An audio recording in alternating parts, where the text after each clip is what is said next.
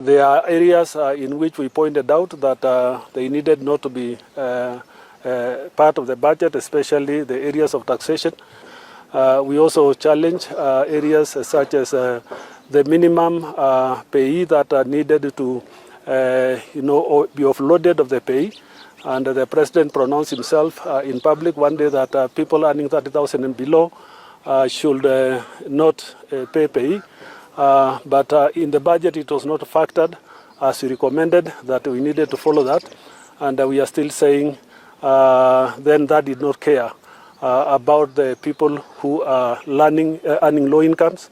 And you see with a high cost of living because of fuel prices, then the same person earning that and paying will still buy goods at the higher prices in the market because everything else have gone high in the supermarket because they depend on transportation where the fuel prices have affected every cost.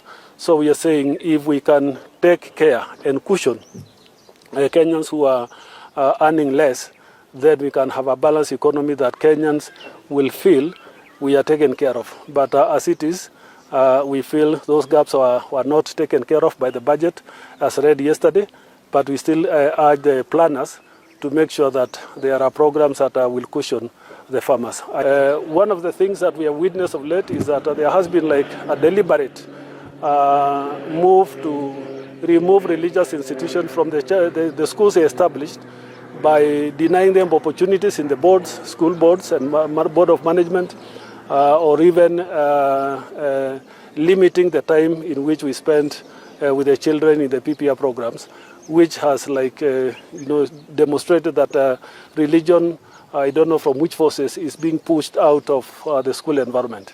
And when that happens, then you can now see the degradation of morals and the teaching, and we want to say, can we all sit and ask ourselves what needs to be done?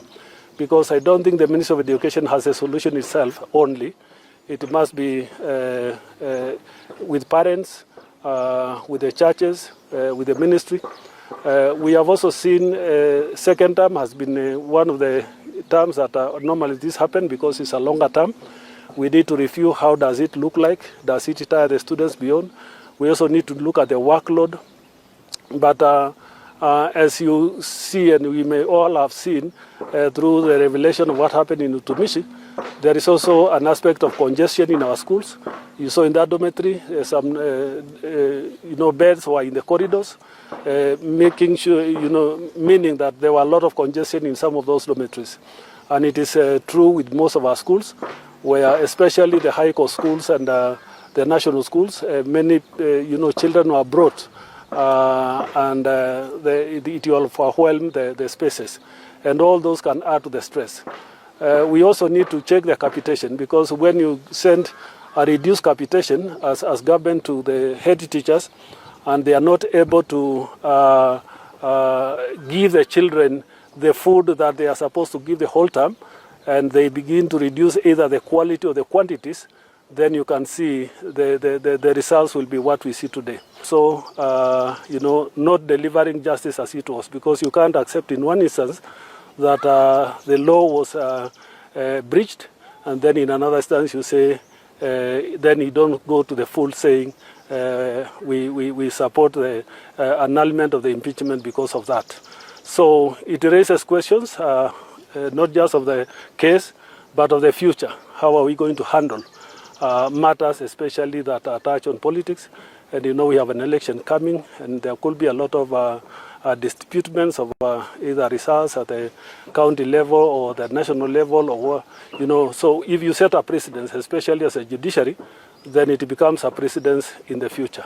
So ours is just to say, can we follow the rule of law to the latter instead of applying haphazardly and applying the law just sections that suit you or suit the circumstances of the situation. Olakira TV Ewangan Olusholema.